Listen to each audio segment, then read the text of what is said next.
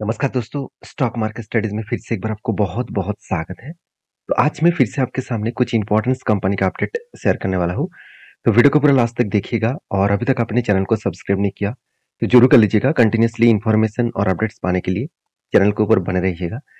तो चलो देख लेते हैं कौन सा कंपनी है इस वीडियो के अंदर।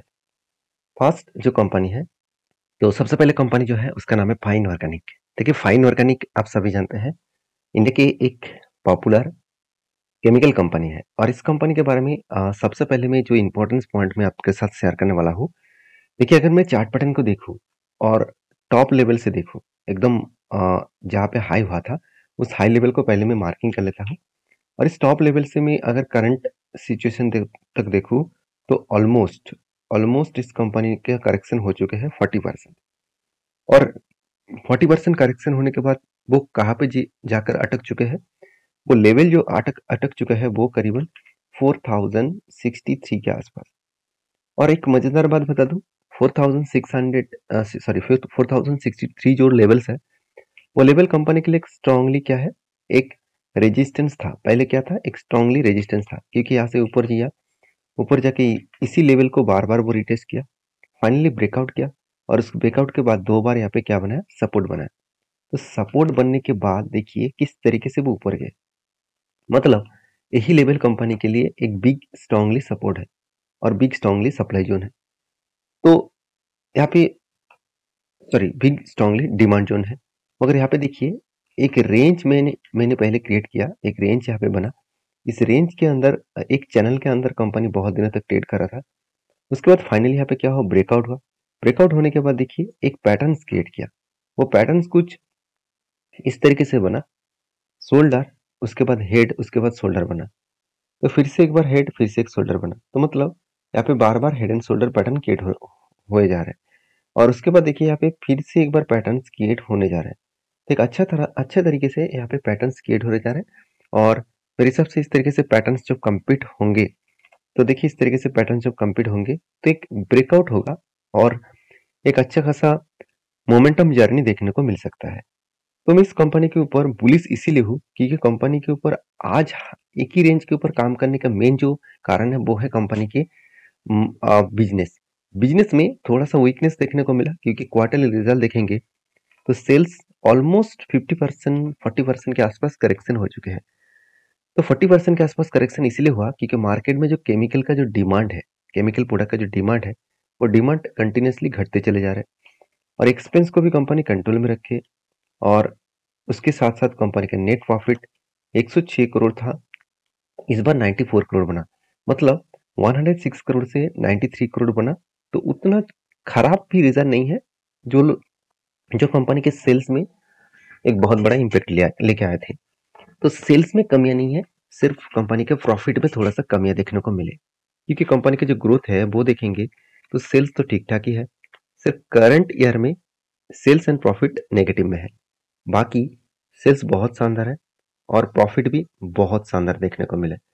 और कंपनी के सीएजीआर का परसेंटेज 22% से 30% के आसपास देखने को मिले हैं और रिटर्न ऑफ इक्विटी भी बहुत शानदार बेस्ट तरीके से आपको देखने को मिले।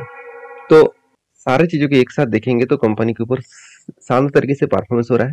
सिर्फ करंट ईयर में कंपनी की हालत थोड़ा सा खराब है और करंट ईयर को रिकवरी हो जाएगा जब मार्केट फिर से बुल रन में होंगे, मतलब केमिकल सेक्टर बुल रन में होंगे, तो इस फाइन ऑर्गेनिक के ऊपर भी अच्छा खासा ग्रोथ देखने को मिल जाएगा। तो इसीलिए शायद इंस्टीट्यूशन जो होल्डिंग्स को जो है उसको बेचा नहीं जा रहा है। मतलब एफआईएस के पास देखिए 11% ही होल्डिंग है। हाँ, डीएस ने कुछ सॉरी म्यूचुअल फंड के पास 11% होल्डिंग है और एफआईएस के पास 7% होल्डिंग था, वो घट के 3-3.5% हो चुके हैं। मतलब थोड़ा सा यहाँ पे जो है करेक्शन थोड़ा सा हो चुके हैं। अभी प्रोमोटर के पास 75% और म्यूचुअल फंड के पास 11% और पब्लिक के पास एफआईएस के पास 3.58% और पब्लिक के पास 9.58% के आसपास होल्डिंग्स देखने को मिला। तो ओवरऑल बात करूँ कंपनी की जो परफॉर्मेंस है वो ठीक ठाक और बेस्ट तरीके से देखने को मिला है। तो बाकी इस कंपनी के जो टेक्निकली चार्ट पैटर्न्स है उसके बारे में चर्चा करूँ तो मैं पहले ही बोल चुका हूँ, जब तक इस लेवल को ब्रेकआउट ना करे तब तक मैं कोई भी फ्रेश एंट्री नहीं लेने वाला हूँ। तो बाकी आपके क्या ओपिनियन है जरूर मुझे कमेंट्स करके बताना। नेक्स्ट जो कंपनी उसका नाम है जियो फाइनेंस। देखिए फाइनली जियो फाइनेंस फिर से एक बार रीबैक करने का कोशिश कर रहे हैं। क्योंकि देखिए एक पैटर्न जो क्रिएट हुआ था, जहाँ पे कप बना था, उसके बाद एक हैंडल पैटर्न बना और फाइनली ब्रेकआउट हुआ और उसके बाद रीटेस्ट किया, उसके बाद ऊपर गया और टारगेट को अचीव किया। और टारगेट अचीव होने के बाद बहुत सारे दोस्तों ने मुझे कमेंट्स किया, सर यहाँ पे फिर से क्या एक बिग फॉल देखने को मिलेगा, क्योंकि कंटिन्यूअसली यहाँ पे रेड कैंडल बनते चले जा रहे हैं। तब मैंने आपको बताया कि जब प्रॉफिट बुकिंग होता है, उसके सॉरी जब टारगेट होता है तब प्रॉफिट बुकिंग तो होगा ही। तो प्रॉफिट बुकिंग यहाँ पे होने के बाद थोड़ा सा तो करेक्शन होगा, थोड़ा सा तो प्रेशर बनेगा। तो जिस तरीके से रीबैक किया, जिस तरीके से यहाँ पे रिवर्सल किया, तो यहाँ से फिर से बहुत ऊपर जाने के लिए वो कोशिश करेंगे। तो इस हायर लेवल को ब्रेकआउट करने के बाद मैं जरूर कुछ डिसीजन लूंगा और छोटे मोटे डिसीजन लूंगा, क्योंकि यहाँ पे कोई पैटर्न क्रिएट नहीं हो रहा है। सिर्फ यही बेसिस में काम करूंगा, क्योंकि यहाँ पे एक रेंज क्रिएट हुआ है। उस रेंज को अगर ब्रेकआउट करे तो एक एंटी लेवल में फिर से लेने वाला हूँ। और हाँ, छोटे मोटे क्वांटिटी के साथ, क्योंकि पहले मुझे 2 एंटी मिला था, दोनों में ही अच्छा खासा टारगेट मिला।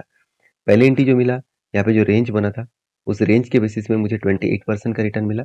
और सेकंड जो कप विथ हैंड पैटर्न्स बना, उस पैटर्न्स में मुझे 22% के आसपास टारगेट मिला।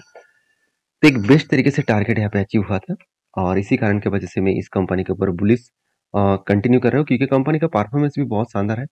क्योंकि इंस्टीट्यूशन भी इस कंपनी के ऊपर भरोसा किया है, जैसे म्यूचुअल फंड हो गया, साथ ही साथ डीएसबी हो गया, एफएसबी हो गया। तो हर कोई इंस्टीट्यूशन इस कंपनी के ऊपर बने रहना चाहते हैं। तो जियो फाइनेंस के ऊपर सिर्फ एक चीज मैं आपको बता दूं, कंपनी रिलायंस ग्रुप के साथ जुड़े हुए हैं और फाइनेंस इंडस्ट्रीज में काम कर रहे हैं, मतलब एक एनबीएफसी के हिसाब से काम कर रहे हैं। तो जो फ्यूचर में एक हाई ग्रोथेबल सिचुएशन देखने को मिलेगा, क्योंकि आज हर कोई प्रोडक्ट खरीदने जाएंगे तो उसमें आपको फाइनेंस दिख जाएगा। तो घड़ी से लेकर देखा जाए तो कपड़े से लेकर कोई भी प्रोडक्ट आप खरीदारी करेंगे तो आपको फाइनेंस देखने को मिल जाएगा। तो इस स्ट्रेटेजीज को फॉलो करके जियो फाइनेंस काम कर रहा है। तो इसका जो खुद का जो बिजनेस है, खुद का जो स्टोर्स है, वहाँ पे भी फाइनेंस करेंगे। साथ ही साथ अलग लेवल का भी दूसरे कस्टमर का भी फाइनेंस इसी कंपनी करने वाला है। तो एक अलग लेवल का ग्रोथ होने वाला है जियो फाइनेंस का। तो बाकी आप समझदार हैं, सारी चीज़ों को समझ कर काम करिए। हाँ, जो लोग सोच रहे हैं कि सर कंपनी का प्राइस अभी 300 है या 3000 तक जा सकता है, देखिए 3000 जाने के लिए कंपनी को बहुत मेहनत करना पड़ेगा, क्योंकि कंपनी का जो market cap already 2 lakh crore है। 3000 जाने के लिए मार्केट कैप को कितना बड़ा होना चाहिए आप सोचिए। तो बाकी इस कंपनी के ऊपर एक पॉइंट मुझे बेस्ट लगा, जीरो डेप कंपनी है, कोई भी कर्जा नहीं है। तो कंपनीज के ऊपर सबसे जो इम्पोर्टेंस पॉइंट है, जो है कंपनी का बैलेंस शीट। देखिए बैलेंस शीट में आपको जो कर्जा पिछली बार दिखा था 743 करोड़, इस बार वो जीरो कर्जा दिखा, मतलब कोई भी कर्जा नहीं है। रिजर्व के बारे में बात करो तो रिजर्व 1,14,000 करोड़ से 1,09,000 करोड़ तक बना, मतलब यहाँ पे भी ठीक ठाक चला। तो कंपनी के best of point of view से देखा जाए तो कुछ पॉइंट्स अच्छा खासा देखने को मिले हैं। बाकी इस कंपनी के ऊपर जो आदर्श एसेट है, आदर्श एसेट के बारे में बात करूँ तो कंपनी के ऊपर एक चीज नोटिस करेंगे, कंपनी के खुद के हाथ में कितना पैसा है। कंपनी के हाथ में करीबन 6,255 करोड़ के आसपास कैश है। तो अच्छा खासा कैश है, इस कैश से कंपनी बिजनेस में कुछ भी कर सकते हैं, और मतलब कुछ भी बिजनेस में किसी भी जगह पे इन्वेस्टमेंट और स्टार्टिंग पीरियड कर सकते हैं। अगर कोई कंपनी लोन भी ले तो इस कैश पैसे से वो मिटा सकते हैं। तो इसीलिए मैं इस कंपनी के ऊपर कंटिन्यू जरूर करूंगा। आपके क्या ओपिनियन है जरूर कमेंट्स करना, क्योंकि इस कंपनी के ऊपर मेरा लॉन्ग टर्म इन्वेस्टमेंट भी है और जब जब मुझे ट्रेड मिला तब तब मैंने ट्रेड भी लिया और आपके साथ भी शेयर किया। तो इसीलिए मैं बार बार बोलता हूँ चैनल को सब्सक्राइब करके रखिए, ये सारी चीज़ों को सीखने के लिए, क्योंकि मेरे तरफ से सारी चीज़ सिखाने के लिए है। कोई भी बाय एंड सेल का रिकमेंडेशन नहीं है, काम करना है तो सोच समझ कर स्टडी करके काम करना। नेक्स्ट जो कंपनी उसका नाम है Indian renewable energy. Indian renewable energy नहीं, इंडियन रिन्यूएबल क्या माफी चाहता हूँ, Indian railway catering and tourism corporation. तो आईआरसीटीसी जिस कंपनी का नाम है, मैं समझ चाहता हूँ पहले भी गलत नाम बता दिया। तो आईआरसीटीसी के बारे में बात करूँ तो इस कंपनी मेरी सबसे पसंदीदा कंपनी है, क्योंकि पीएसयू कंपनी को मैं उतना ज़्यादा प्रायोरिटी नहीं देता हूँ। फिर भी इस पीएसयू कंपनी के ऊपर मैं ज़्यादा से ज़्यादा काम करता हूँ, क्योंकि इस कंपनी के ऊपर मुझे बहुत सारा डेटा बेस देखने को मिलता है। और इंडिया में दो ही ऑनलाइन टिकट बेचने वाला दो ही कंपनी प्रॉफिटेबल में है, एक आईआरसीटीसी है और दूसरा इजीटी प्लानर है। तो यहाँ पे मैं बात करूंगा आईआरसीटीसी के बारे में। तो कंपनी के ऊपर एक चीज नोटिस करेंगे, कंपनी का जो पी रेशियो है, बहुत सारे लोग मुझे कमेंट किया सर कंपनी का पी रेशियो 65 है, तो इतना हाई है क्या, कंपनी अभी और भी गिर सकते हैं।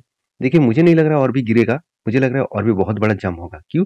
क्योंकि देखिए कंपनी का एक टाइम पी रेशियो कहाँ तक चला गया था, 325 तक, और आज पी रेशियो कहाँ पे है, आज पी रेशियो है 65। और कंपनी का कोविड के टाइम में पी रेशियो कितना था, करीबन 51 to 42, मतलब वही रेंज में है जो कोविड के लेवल में था। तो प्री कोविड लेवल में जिस सिचुएशन में कंपनी का पी रेशियो देखने को मिला था, वही लेवल में आज भी पी रेशियो देखने को मिला। तो 65 से सोचिए, अगर फिर से वही हाई लेवल तक पी रेशियो देखने को मिले तो कितना धमाका होगा, आप एक बार सोचिए। और एक चीज मजेदार बात में वो भी आपके साथ शेयर कर लेता हूँ। प्राइस टू बुक वैल्यू देखेंगे तो यहाँ पे भी देखेंगे प्राइस टू बुक वैल्यू एक टाइम चला गया था करीबन करीबन 53 के आसपास, और आज प्राइस टू बुक वैल्यू कहाँ पे है, 35 के आसपास, मतलब वही लेवल में है, कोविड से थोड़ा सा ऊपर है। तो यहाँ से रीबैक करने का कोशिश वो जरूर करेंगे।